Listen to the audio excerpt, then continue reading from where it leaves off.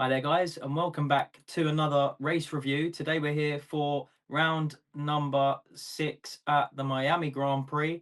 And before we get started with what happened in the actual race, the weather forecast on the run up to the Grand Prix was very ominous, as you can see here, just above me here, with the Women's F1 Academy getting cancelled before the F1 race due to extreme conditions. So that didn't look good initially for the start of the Grand Prix, but luckily it dried up for a completely bone dry race. So no dramas from that side. No chance of the race being spiced up a little bit. So bone dry. And before we saw the start of the race on the parade of the drivers, we saw something very different to what we normally get. They normally get taken around in cars or on a truck or something like that. But this time they had something really cool, and you could tell all of the drivers were up for this. They were all acting like little kids. It was great to watch. And yeah, so each of the F1 drivers had their own F1 car. It was two in each, and they pretty much had a race around that lap of the track. But these cars were limited to what seemed like 20 miles an hour or something like that. It wasn't really fast, but it was very entertaining. You was having lots of crashes and bits of Lego flying off everywhere. So whoever made these cars, I feel really sorry for them, but it was great fun to watch. So yeah, that was before the race even started, and for me, something I'd love to see at every track on the calendar, to be honest. But heading on to the main race, and the man yet again who came out on top was Oscar Piastri, who won in a dominant display. At one point had up to 9 seconds lead over the rest of the field. So it was Max Verstappen and Lando Norris off of the line on the front row. And in my opinion, some people will say it's harsh, but for me, Verstappen did run Norris off of the road coming through turn two with nowhere to go. Should have given him more room. But yeah, for me, could have got a penalty for that quite easily. But, Verstappen's a hard racer. So the line's quite blurry in that aspect.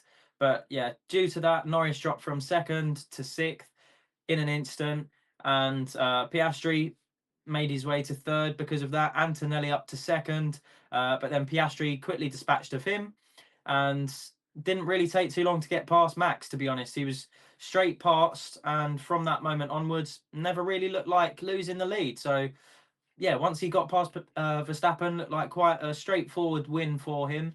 And yeah, for Piastri now, what is that? That's 4 race wins in the first 6, and it's looking commanding for Piastri. Just looking really cool at the moment. Not really any mistakes made since Australia, so that's something that he'll be looking to keep up throughout the duration of this season. But yeah, then we look at his teammate Lando Norris, who on the other hand, took quite a long time to get past Verstappen, and that is ultimately what ruined his chance of a race victory. Unlike his teammate who dispatched of him rather quickly, because of that, as I say, with Piastri had about an 8-9 second lead over Norris at one point, but he did get that down to about 4 seconds, I think, by the end of the race. So he did have some pace advantage there, but I'm not sure how much Piastri was actually looking after his tyres. So it would have been interesting to see had they been a little bit closer. As for Verstappen, he lost out on the podium due to virtual safety car, which many drivers benefited from this, including the likes of Hamilton. You had Russell as well, and I think it was also the Williams benefited from that as well, and we'll talk about them in a bit as well. But one of the things that Red Bull were complaining about was they thought that George Russell was not sufficiently slowing down under the yellow flags, which after the race was in fact proven to be false, that he did actually slow down enough. So Russell was able to keep his P3 after that very opportunistic moment in the VSC to pit for the medium tyres. So for Russell, that was a very good job from himself. So that sums up the top three. Verstappen in fourth, again, really dragging that car up higher than it probably should be, but Yuki isn't a million miles away compared to the rest of the teammates that he's had recently. So that is a step in the right direction for the team as a whole, getting gradually slightly closer. to each other. So hopefully in a few races time, Yuki can be challenging more towards the front as well. But this is something as well that on Sky they were talking about.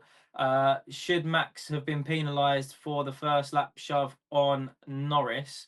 Uh, so as it looked like they were side by side heading in towards turn two, and it looks like Verstappen got a big kick of oversteer, driving him straight into Norris, who had to drive off the road to not crash, basically.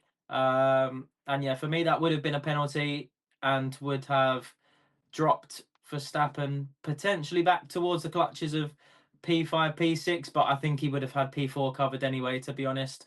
But yeah, for the man who's P5, he has to be up there as one of the drivers of the day for me. Maybe along with the likes of maybe like Hamilton, maybe you could argue as well a few other drivers. But for me, it would be the man who finished in fifth. It's Alex Albon. And it's not just Albon who finished really well, it was Sainz as well in P9. Double points finish for Williams. And this track really suited them at this particular weekend, with them looking like the third,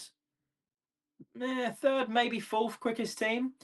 Definitely above Ferrari, though, off what we saw. And Albon, clear fifth place, ended up beating Antonelli in the end, and he didn't quite have the pace to be able to get past that Williams. So a good chunk of points again for them, and they'll be very happy with the start they've made to the 2025 season. But yeah, they were really never in doubt, really, especially by the Ferraris in the case of Albon. With Carlos Sainz, there was a good bit of team play from Ferrari, as we saw. So Leclerc going into turn one seemed to brake slightly later and sort of leave Sainz hanging out there in turn one, which allowed his teammate Hamilton to dive under and be able to take that move as well. So both of them were able to dispatch of Sainz in that one corner. But I thought Sainz had a good race as well. Not so much on the final corner of the race. We'll talk about that as well. But all in all, Williams a very strong weekend, which is something they can definitely build on for the upcoming races, and it's looking exciting for James Vowles and Williams heading into 2026 as well, with the new regulations, of course. But yeah, we'll skip past this as well. Heading on to Ferrari now. There's quite a lot to talk about here for good and for bad. For me as a Ferrari fan, it was very, very painful after the actual sprint race to the main qualifying, where it looked like they had no speed at all, P8 and P12. And for Leclerc, he got trapped behind the Williams for large portions of the race. It was quite frustrating for him. On the side of Hamilton, he got held up behind Esteban Ocon for about half of the race before he finally was able to get past. And as I've already mentioned as well, he had a very good timing on his pit stop with the VSC as well, which allowed him to jump past Sonoda as well, I think it was, which meant that the cars immediately in front of him were, I think at the time, it was Leclerc, Sainz, Albon, cars like that as well. But in the end, it worked out very well, and this is where the trouble started for the Ferrari team. That was so Hamilton on the faster tyres here, everyone else around him on hard tyres. He was rapidly closing in, and the fastest driver on the track at that present time with the fastest lap. And then Ferrari, instead of inverting the cars at that particular moment, which would have been the best thing to do, no, Ferrari were Ferrari, and they thought that what they were going to do was keep him in the dirty air of Leclerc, which made no sense, especially when Antonelli was about 5 seconds up the road. And at the end of the race, that definitely proved to be costly. I think both drivers could have quite easily passed Antonelli had they have executed that strategy properly. But instead, when Hamilton's tyres were quicker, they kept him in behind Leclerc. And then vice versa, when Hamilton's tyres were shot when he was allowed past, it took too long to get Leclerc back in front again. But we did have some very funny radios from Hamilton, which lessened the pain a little bit as a Ferrari fan. So we had ones like this, for example. This is not good teamwork. That's all I'm going to say. Another one being in China, that he was allowing Leclerc through because he knew he wasn't fast enough, and he was getting frustrated at that as well. also suggesting to the Ferrari engineers at one point in the race that they should go and have a tea break, which is something very British to say. Not sure the Italians would really like that one. Maybe more of an espresso for them. But who knows? And for the final one, which I really found funny, when Hamilton was told to let Leclerc back through again, was that he was straight away told the distance to Sainz behind him, and he asked his engineer, should I let him through as well? Which I thought was a really sarcastic way to vent in the situation. Of course, must have been frustrating without being horrible and rude towards the team. So decent way to respond, I would say. But all in all, definitely not what Ferrari would have wanted this weekend. Looking like the fifth fastest team. If anything, going backwards, not forwards. So a lot of work for them to do between now and their first home race of the season in Imola. 2 weeks though, so a little bit of time to change that. Let's see what they can do as well. But here you can see nothing wrong between the two Ferrari drivers at least. We had Leclerc and Hamilton after the race embracing, and it looked like both of them were just annoyed at the same thing, the team essentially. So between each other, not so much, but you could see due to the strategic incompetence of Ferrari, I'd put it down to incompetence. It ruined both of their races in a way, and they definitely could have achieved better in better circumstances as well. But one of the things that really shocked on the final lap was Carlos Sainz, this man here, who got a good run on Hamilton coming down towards the final corner, and it looked like Hamilton had P8 sewn up. But here came Carlos Sainz, and he absolutely sent it down the inside. If oh, hang on, let's have a look if we can see here, guys. Oh, there we go.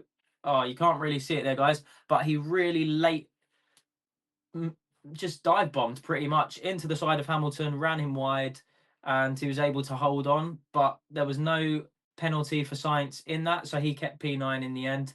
So that little late craziness from Sainz didn't result in anything bad for either driver, which is nice to see after that long race distance as well. And looking down further into the results, so we covered the top 9. Yuki Tsunoda picking up another point for Red Bull, which obviously isn't great for Red Bull, but considering it's that second Red Bull seat, he's doing well to score consistent points where previous teammates of Verstappen have failed, especially with Isaac Hadjar finishing very close to the points. He's doing really well this season after that initial blunder in Australia before even making the start.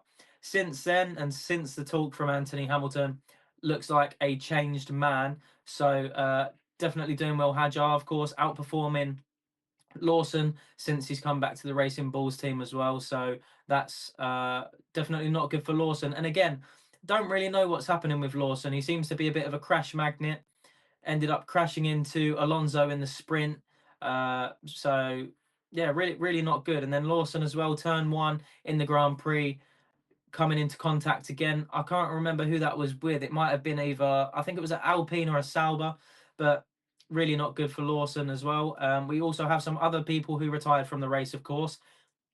The first one being Jack Doohan, who ended up ruining his front suspension, I think it was, with one of his tyres, ending up completely delaminating and coming off the car towards the uphill rise to the chicane. He parked just on the right, but that was a VSC, so that was the first one of the race as well. Then we also had Ollie Behrman, who ended up losing power of his PU, so that was him retiring. Couldn't do nothing about that as well. Bortoleto, I can't really remember what happened to Bortoleto. I think he might have lost power as well. Oh, that was right. Yeah, I think he lost power as well and had to come into the pit lane. So that was him out as well. But then a bad day at the office for Aston Martin, 15th and 16th, last of the classified finishers. And for Alonso, looking like he's struggling a lot this season so far. I think he's DNF'd from 3 races from crashing, and he had a spin again in the race. So definitely not good for him at all. We had Ocon in 12th, Gasly in 13th, Hulkenberg in 14th. But yeah, Ocon did well to stay in the points for as long as he did. I think it was at least half race distance he was in the points. So that was not too bad as well.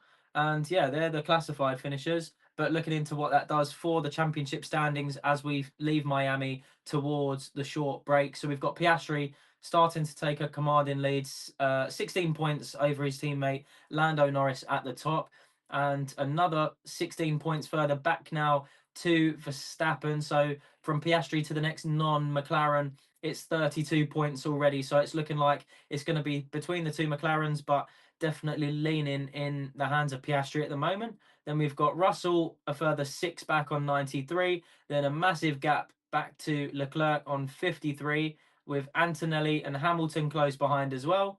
Albon, Ocon, and Stroll ending out the top 10. And we've got 4 yet to score: Alonso, Lawson, Doohan, and Bortoletto as well.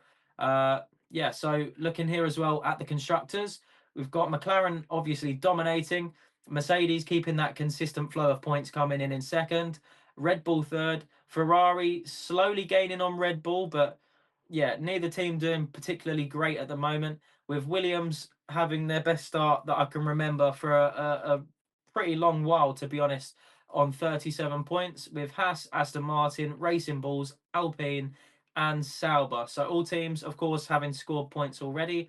So no one's going to be under pressure there too much. But yeah, I'd say to take from this, Williams, really, really surprised and really happy to see them return to some form in Formula One. It's been too long since we've seen them challenging well inside the top 10 as well.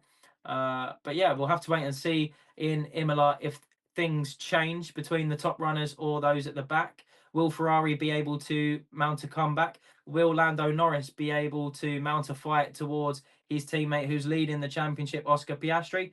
We're yet to find out, but we'll be here in 2 weeks' time for Imola. If you did like this video, guys, please make sure to like, comment, and subscribe. And I'll catch you again very soon for the next episode. Take care, all. Peace.